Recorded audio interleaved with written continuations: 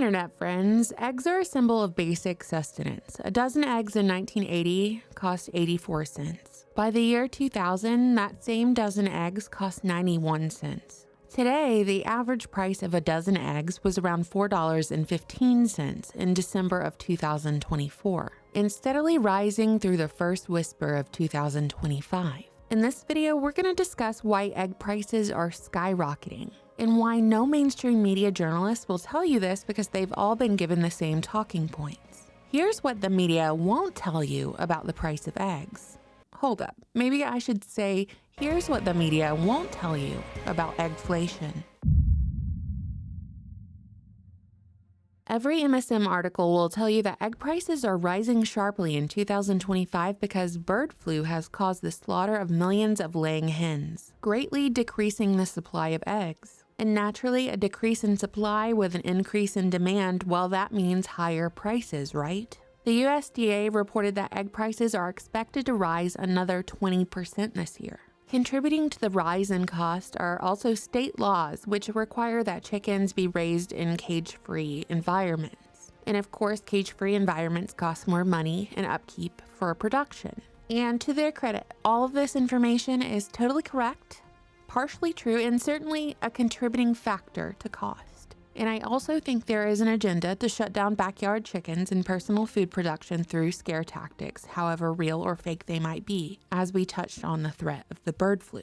But that's certainly not the whole story. It should be noted that Mexico, who we share a border with, hasn't had a single mention of bird flu since June of 2024. Canada is much the same with stable egg prices. It's just here. Since 2022, the USDA, the Department of Agriculture, funded by your tax dollars, has paid out over $700 million to cover the cost of birds and eggs that must be killed when a poultry flock gets infected with avian flu. Tyson, a major poultry company, has been a huge recipient of this money. And there's really important and specific wording in their whole legal jargon write-up about the coverage. Quote, "We do not pay for birds that died from avian flu," end quote. And I'm getting a lot of this information from Dustin Kittle, who is an agricultural attorney on X. He asked, "What kind of incentive do you think that created? The destruction of entire flocks from the outset, the healthy with the sick on a whim, lest you risk having an actual outbreak in which your chickens die and you are not even paid for them. Government manipulation and supply and demand to create artificial inflation and record profits for big agriculture.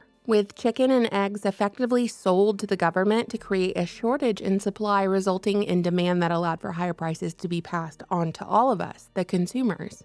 Big agriculture won, politicians won, and the people lost, and they smothered the chickens alive." For years, I've been covering the attack on our food supply on this channel, documenting the destruction of food production facilities, meat packing plants, egg facilities, when there was a trend of these plants mysteriously burning down. Remember that? Food terrorism has been an unspoken form of warfare throughout the last handful of years, if not more. And we can't forget the rate at which food recalls have been happening too. Birds are getting cold, microplastics and poisons are being pumped into the food. It's a problem. It's total all-out warfare. But it's not the only problem in this very multifaceted issue.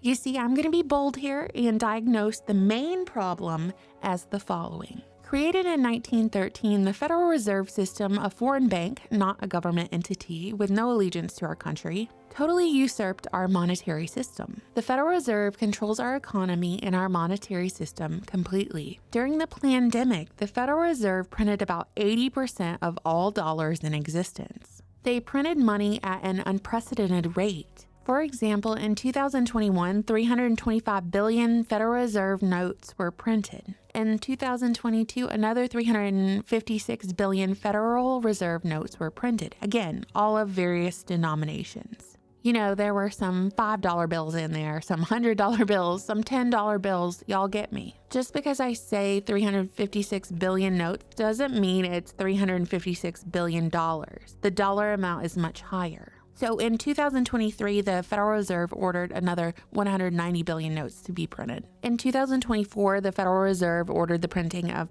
about 6.9 billion notes. So if we take this handful of years and compare it to previous decades, the money printer is smoking, y'all. It's smoking. Do you know what I mean? That thing has been ridden hard and put up wet. Burr doesn't even begin to cover it. So you see, the Federal Reserve printed more money than ever before by a wide margin over the last several years, meaning that there's more Federal Reserve notes in circulation than ever before at any point in history. And when that happens, it means that the value of your dollar and its purchasing power is less.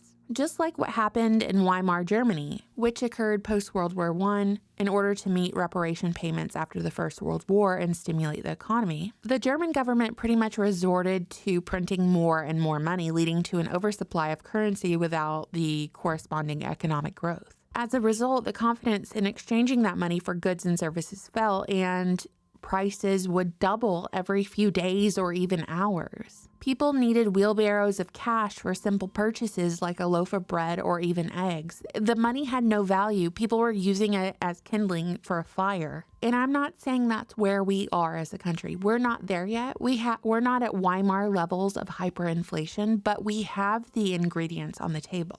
We have a currency that has been taken off the gold standard and is backed by nothing except the confidence to exchange it for goods and services. And this confidence is enhanced by the dollar being used as the purchasing form for buying oil anywhere in the world, otherwise known as the petrodollar, right? The petrodollar is being challenged by the BRICS system, which is basically its rival, and the petrodollar has never had a rival before. So I've made multiple videos about BRICS in the past if you want to check them out. The only way, or should I say the traditional way, to reverse inflation is to take money out of circulation. I don't think that's going to happen. So what's left is kind of like the phoenix that rises from the ashes, because there ain't no saving this thing. In the Fed, sure, that's an option. There could be a new monetary system, one that is controlled by the US and US interests. That would be best case scenario. Or not so fantastic, it would be something like a CBDC where we bypass the concept of the Federal Reserve notes altogether. And yeah, then it's just numbers on a screen, baby. Oops, I accidentally pressed delete. Sorry, it's just the digital dollar and they control it all. New boss is the same as the old boss in this scenario.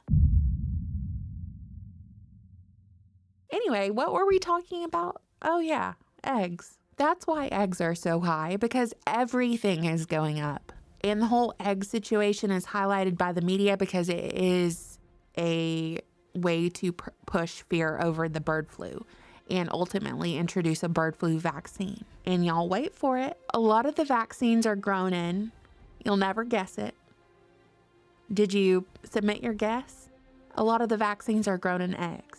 Even though eggs are a staple, the issue is multifaceted, controlling the money supply and controlling the food supply. It gives leverage over a society. By controlling a staple, like eggs, you can destabilize economies. Why, who, what, how, when, where.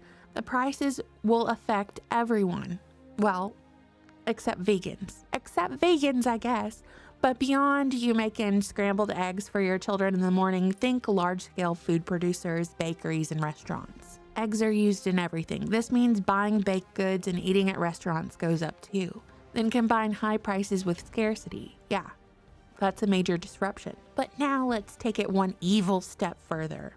Just hypothetically. Tampering with the supply of a major staple is a political tool if it's being done by a group of people who have nefarious intent, because it can lead to public discontent. Pitchforks and torches, public discontent, which I think this channel has proven time and time again. A malicious group like that does exist and is attempting to assert their control over the masses. Hypothetically speaking, in this not too far off reality, which might actually be reality, that same group might lobby for or against agricultural practices and policies under the guise of fixing the situation. But they really just want to control it and influence it themselves. You could even monopolize the market with this influence and all this newfound money and exert your control through scarcity that causes panic buying and anxiety in your own little evil form of psychological warfare. I suppose you could even engineer or spread a poultry disease and the outcome would be reduction in egg production while posing a danger to humans. And by manufacturing this problem, you could offer your own solution like a vaccine. Gee, I wonder who that sounds like. And then that same person, that dirty dog, could make themselves seem like a savior if they invested in GMO or lab-grown egg development too, that kind of technology. But people would love this person or this group for that, even though this person or that group was the original problem to begin with. Just holding a basic human need hostage, or, a basic staple like eggs, that's incredible leverage. And that's what the media won't tell you about the price of eggs. What do you think, internet friends? How much do eggs cost where you are? I always look forward to your comments. Thank you so much for watching, subscribing, supporting my channel on Patreon, and buying my book, The Deep State Encyclopedia. Bye!